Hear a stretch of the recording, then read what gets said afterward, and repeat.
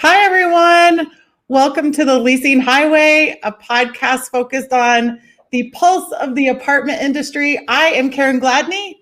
And I am Ian Andrews, and today we are joined by Topher Olsen, who is Vice President of Learning and Development at RPM. So super excited to have you on here, Topher, and excited for what you have to share here. So I'll kick things off here by just passing it over to you and let you tell everyone a little bit about your background.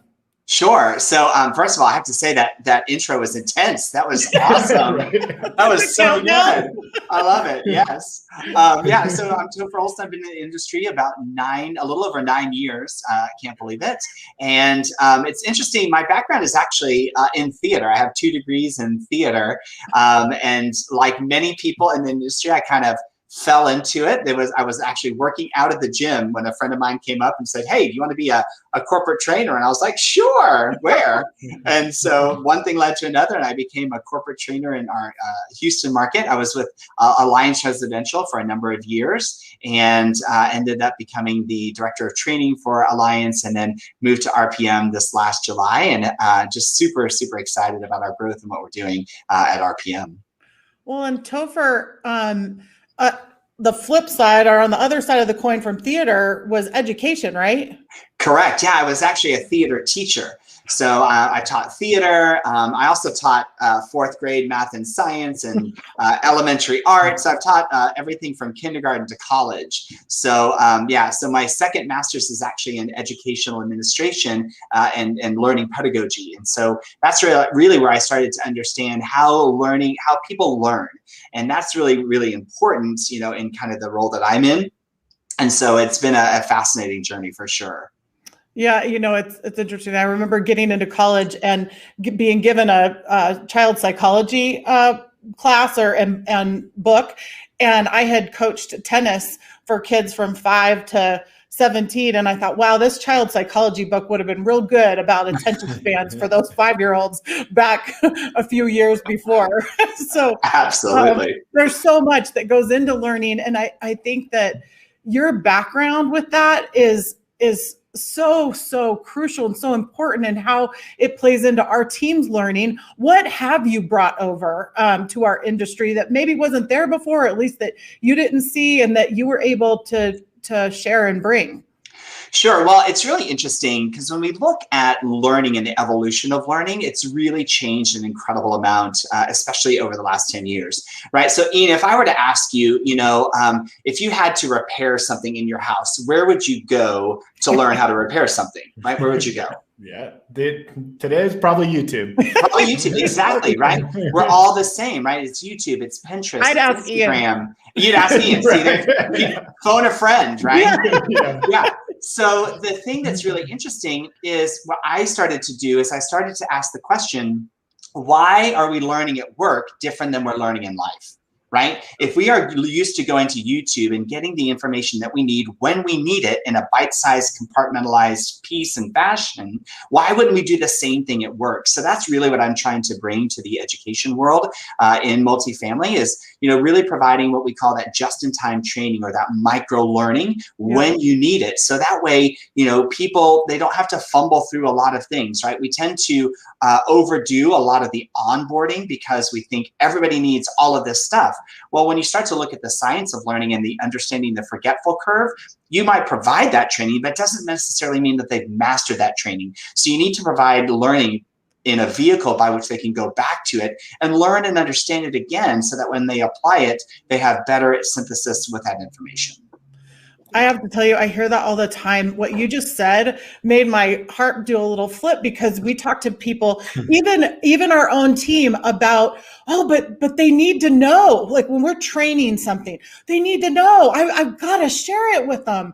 And what you just said about the balancing the need to know and what they're actually going to retain, how do you find that balance? Yeah, that's incredibly hard, but yeah, that's what we need to do. And so, what I like to look at is a lot of, kind of performance metrics, right? So how is the learning really impacting the performance, right? Because that's where the proof is in the pudding.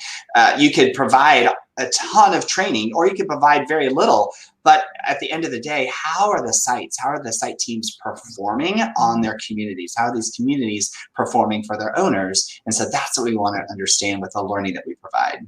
Yeah. I think, in looking at how people learn and how we've done it in our industry for such a long time, it's really, there's been a huge focus of like just checking the boxes. Did I teach them this? Did I teach them this, and this? And like you said, I mean, it's when you start really looking at that retention, it's really difficult. You don't want to just, check the boxes, but so much more, and actually make sure there's that retention. And I think it's super cool that, people like yourself are coming into this industry and starting to bring in some different ways of doing it. And the data analytics side of it is huge, that, now we can actually not just look and say, okay, did we train them on everything, but actually, are they checking those boxes, and are they hitting those things that actually result in those different indicators or KPIs, so to speak. Absolutely. So, super cool. Well, I mean, over this last year, I mean, we've seen so much change with COVID, and then even with RPM and everything that you guys have been doing. And I'm really curious, just what's changed in your eyes over the last year, but from a training standpoint or anything really. Yeah, I think it's actually the speed of delivery, right? The industry moves very, very fast, we know, right? Because I think that, I don't think it's any secret. I think that the industry as a whole has probably lagged behind other, kind of traditional organizations and companies outside of what we do, right? So I think that there's a lot of ground that we're trying to make up right now. But I think that, when we look at what's happened over the last year, what we realized is that we were very fortunate that we had a system in place whereby we could get information to our constituents in a timely fashion, and also cultivating a relationship whereby our associates can start to learn from each other. So it really requires kind of implementing kind of a social learning strategy, because a lot of organizations are faced with what we were faced with, right? You have, several disparate systems, like a learning management system, and you have email, and you've got maybe an intranet and things like that. And so you're communicating in all these different spaces, and yet at the end of the day, our associates can't find the thing that they need to do their job, right? The new policy, think back to the original, when the pandemic first hit. I mean, I actually remember, this is funny. I remember being on a training, and literally it was an hour-long training going over some policies that we, things that, were going on. At the end of the training, while I'm teaching, I'm literally teaching the class, I got a text on my phone saying, hey, the policy has changed again. I literally, I had to explain right then at the end of that, hey, I'll be back to you in a moment. Look for some updates, right? So, but that's how fast we were trying to move. So I think that having a vehicle to, again, drive those communication pieces, to where our teams can get them so quickly, because that's really where it matters. Yeah, I think, on that, what I thought, was so amazing, just like you said there, how fast everything changed. Like before COVID and everything hit, it was, we wouldn't, you would have everything written up, printed out, sent out, and everything was very bureaucratic from a training and distribution standpoint. And then like overnight, it's like, well, this has to be rolled out to everyone tomorrow. And I think in most cases, most companies were pretty surprised at how effective they were actually able to do it and rally around this whole entire thing. Ian, tomorrow would have been a luxury. It was like, I need to sold out in the next 10 minutes. Like, for sure. So I think that, and I think that, when I start to look at the things that we were doing, right, even think before, prior, who would have ever thought that we would be leasing apartments to people that we never even really met in person, face to face, right? Right. And so that was like, all of a sudden it's like, we can't stop leasing, right? People still need to live someplace, but we need to explore what these virtual tours are. And I remember, literally packing up my cell phone and going out to a community and filming a whole series of videos on how to do a virtual tour. I mean, we didn't have any, we were just making it up. We were making it up. I coined the phrase a leasing kiosk, right? This is a little place that you're going to put outside of a door because you can't, come in contact. You're going to put the keys. This would have been nuts, 18 months ago, but now it's like, it's here for sure. Well, and I think the key with that too is that you going out to those sites and making those live videos for everybody, it came from a place of care and passion for doing right by the customer, doing right by our teams, and really doing right by society and what we're being asked to do as well, not having the human contact. And, back to what you said about learning, we have that passion as leasing teams too, but I've got to show them. I got to bring the magic. So how do I bring the magic without being there? Right. Right. Well, and what I started to, again, kind of phrase was that, a self-guided tour does not mean you are alone. Yeah. Right. And I think that's the biggest thing that we have to remember is that, even early on and still today, if folks choose to do that, right. And I think that we should welcome that. Mm-hmm. We should not consider that they're going to be any less likely to lease just because they're viewing it on their own. But that does not mean that they are alone because they're on their own, right? Those are two different things. And I think that, like you said, providing that same level of customer experience is so incredibly important. And you can do it. You just need to be creative in how you do it. Yeah, and want to do it.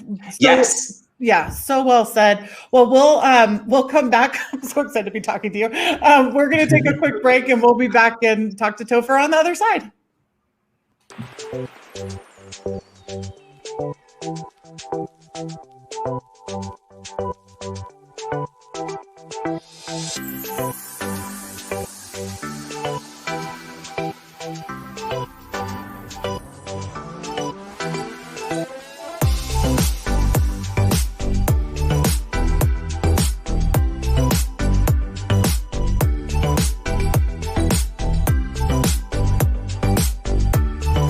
Welcome to your beautiful new apartment home here at Eagles Point 14. As you can see, we're featuring this beautiful one-bedroom den.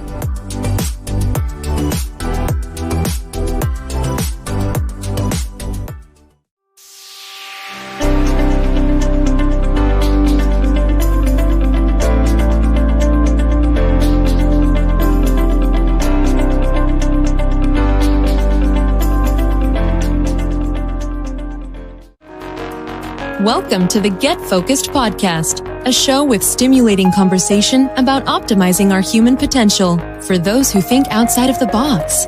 You'll hear thought-provoking conversation designed to help you blow past your obstacles and create strength and motivation in everything you do. Now, it's time to start thinking outside of the box. It's time to get focused.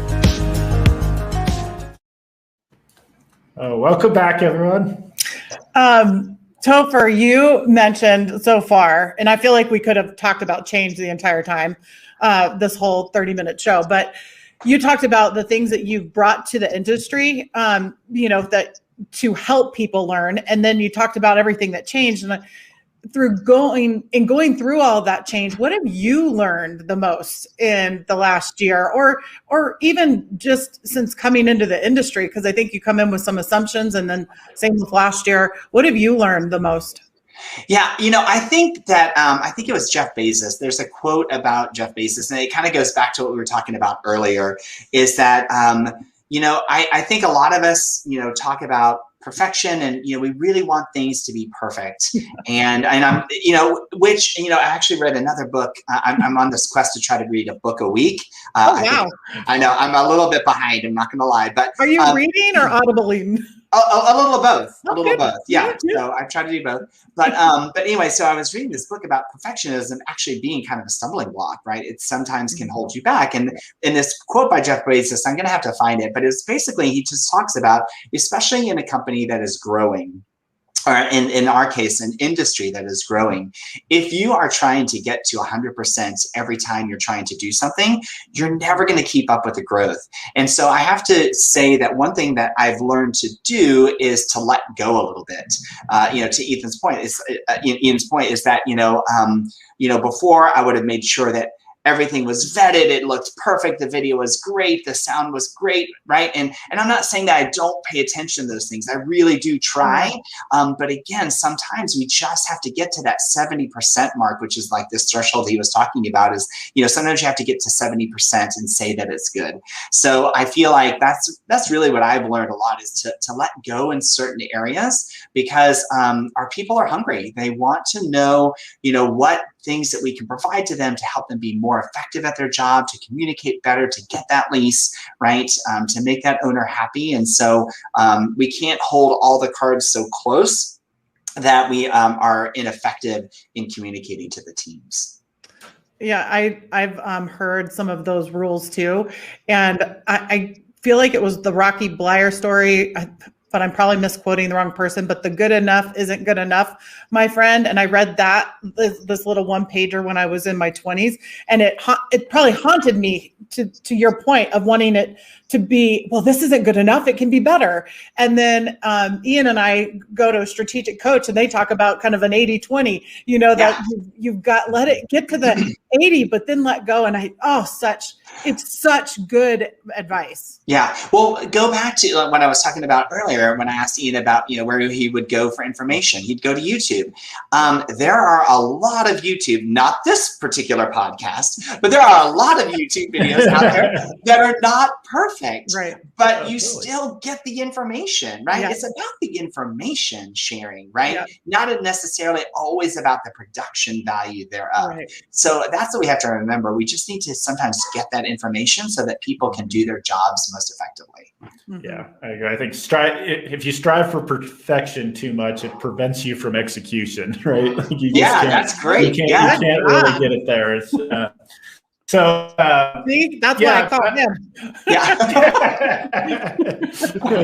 Well, growing up and always doing, working and doing marketing and focusing on marketing, it's like I always heard like it's all about execution. You literally like the 99% of marketing is actually like getting up and doing it versus actually like what you're doing. And so, and that's probably true about everything, right? It's like you got to start somewhere and you got to put something out there. So don't be afraid to do that. So I mean, one thing, we've kind of touched on, lessons that you've learned through this last year, and on that same note, what are those things that you think we'll keep from that? What's here to stay, and what you'll keep and bring forward as we hopefully hit whatever and saying the new normal or whatever we want to call it. Right, exactly. Well, I think one thing that we have to be very, very clear on is that we are not returning to normal, right? It is a new day. It's a new chapter. We have all learned things. And I think that we would be very remiss if we said, hey, we're going to go right back to what we were doing before.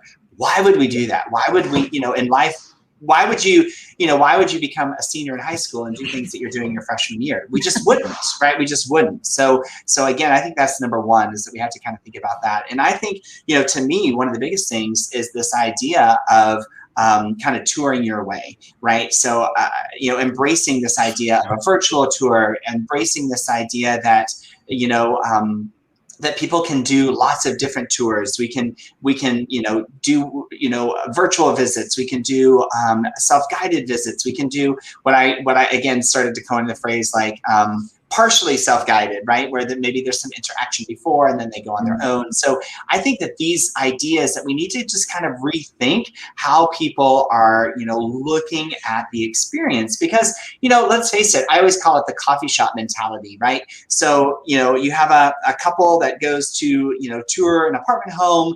They're having this great experience. but you notice that they're having those sideways glances, right? And you know, as an agent, there's some obstacle there, but you're not going to call them out on it or whatever. You might, but really, what they want to do is they want 5 minutes alone to discuss that obstacle, right?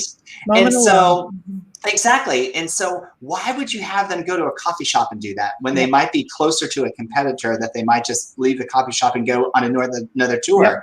Why can't we just say, you know what? Hey, here are the keys. Go see what you think. Have that moment, sit down. In fact, maybe we put a coffee maker in the model or whatever, and they enjoy a cup of coffee on us.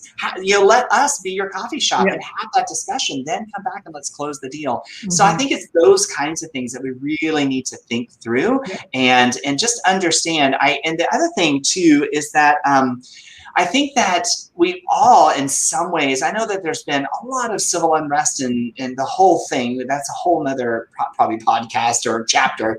But I think that fundamentally, I think in our industry, we saw a lot of compassion for people, not only on how they're paying their rent, and we saw new kind of payment plans coming into focus a little bit differently. I think that might be something, right? Because there's going to be a trickle down effect of this, because folks, that didn't ever have a bad credit history now all of a sudden have a bad credit history because they haven't been able to pay their rent. Well, what's that going to be like when they go to that next apartment? So I think that we have to start kind of thinking through and understanding that as well. But I think that compassion, I really am hoping that we start to see that in our experiences with our residents and our prospects. So I think those are, some incredible things to think through. Yes. I agree. Well, we're going to take another quick break here, and then when we come back, we'll dive into a little bit more of what the industry needs and is looking for here. Introducing Remote Lock Universal Access Control. Remote Lock lets you manage any lock, from smart locks to hardwired access control systems, securing every door from the main entrance to the rooftop patio. And you get to choose from the best top-of-the-line smart locks out there, from brands like Yale, Schlage, Kwikset, August, Mercury, and many more.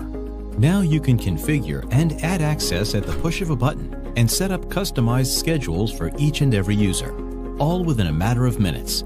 It even works with property management and booking software like Airbnb, Guesty, Entrata, RealPage, and more. With Remote Lock, you'll finally have a future-proof solution that controls all your properties around the world from a single, easy-to-use platform. Let Remote Lock be the last access control partner you'll ever need.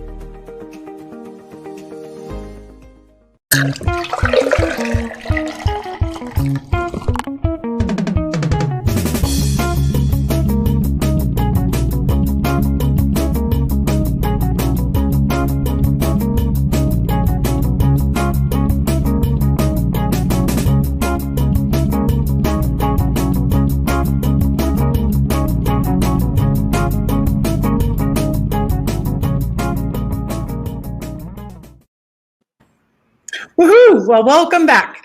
All right, Topher. So what do we need to get back to as an industry? What, with that compassion of heart and embracing things, what do we need to get back to?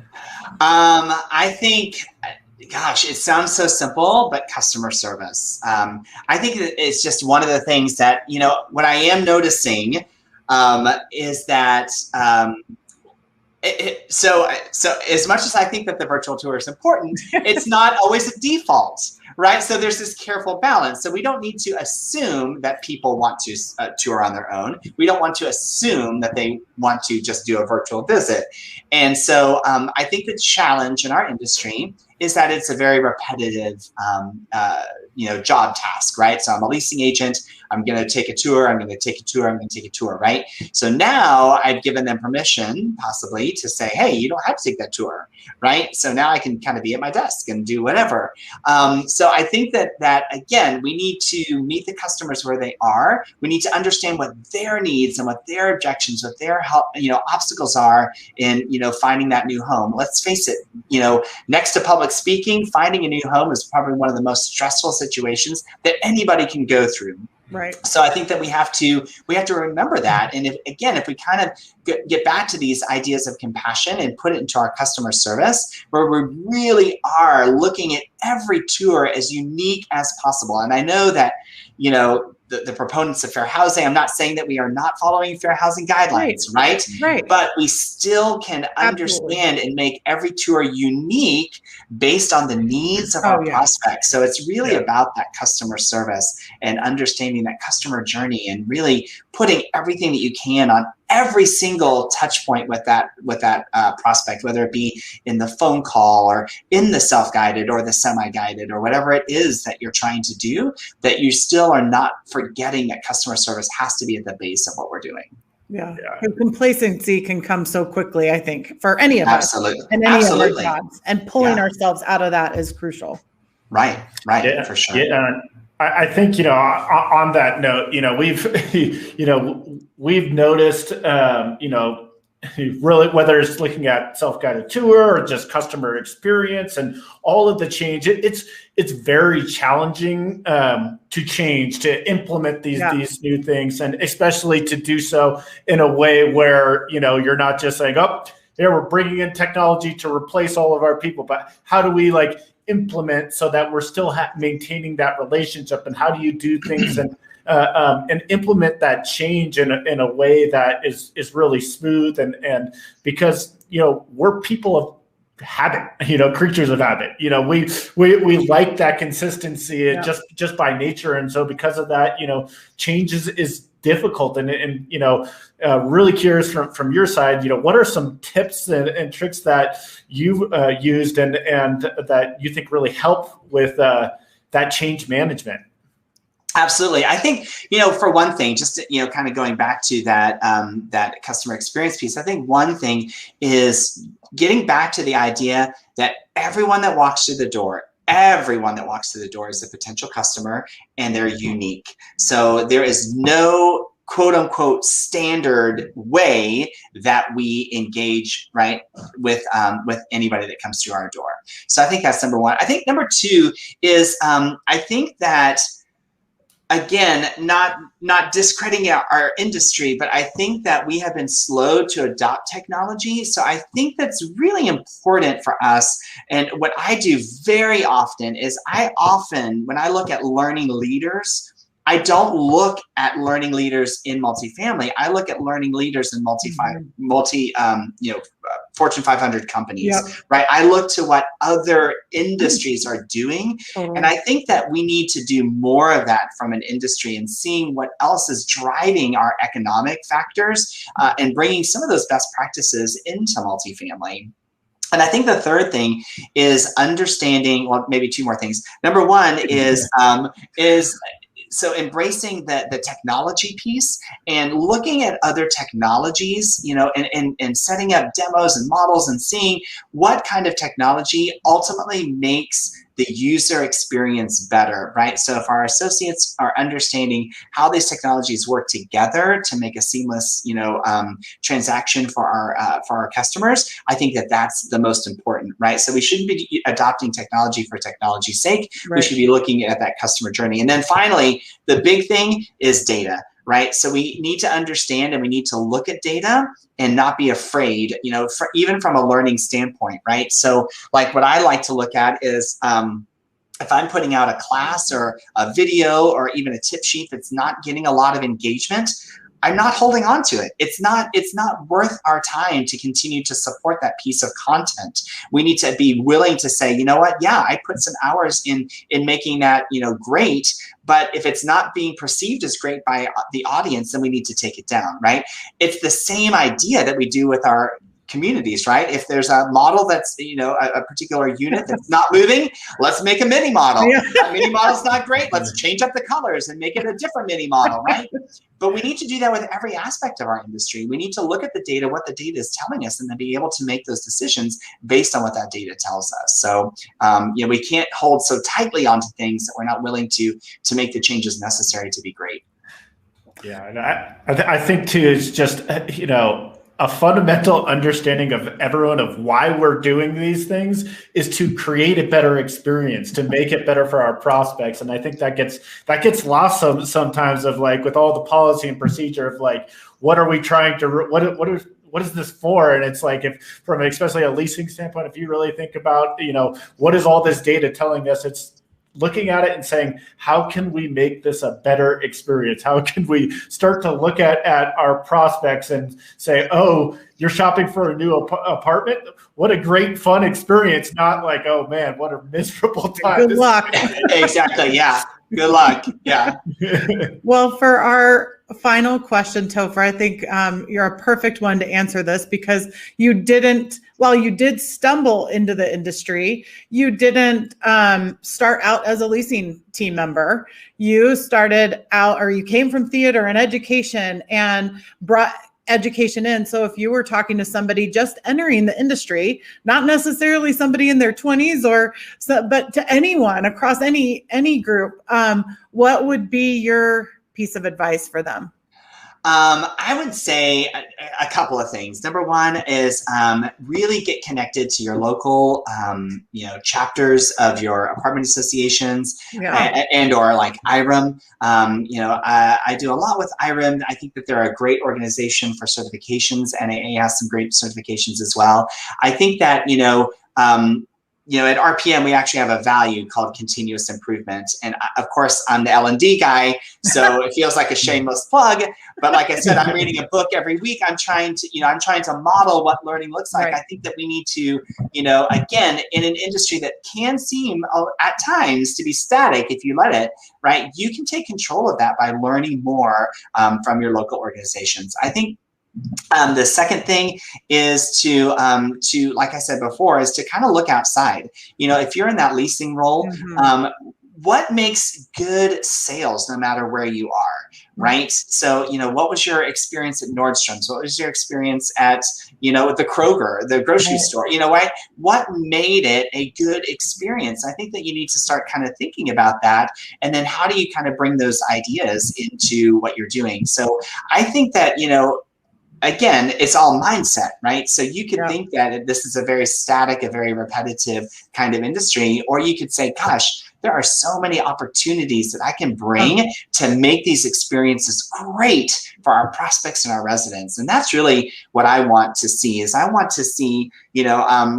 I'm going to date myself, right? I grew up watching Three's Company and The Ropers, right? And, being an apartment manager seemed like it was like kind of like schmarmy or something like that. And I want to see us elevate this industry beyond anything ever, right? To me, like when I think, I hear, and I've even taught this, right? When you think of customer service, what do you think of? Well, Southwest Airlines, Nordstrom's, right? That's who we think about. Why can't it be RPM? Why can't it be Greystar? Why can't it be, another one, right? Yes. I'm drawing a blank. Right. But why can't it be Pinnacle or Lincoln or anybody, right? It can be any one of us that is that beacon for customer service. So I just want to challenge everyone out there. Let it be you. Let it be me. Let it be all of us in the industry to be those great customer servants for everybody out there. Oh, I'm fired up. Let's go do it. Love it. Topher, it has been awesome to have you. We knew it would be such a treat. And thank you so much for joining us today. My pleasure. Thanks for having me. So good to see you guys. You too. Virtual hugs. Virtual hugs. Bye, everybody. Bye. Bye.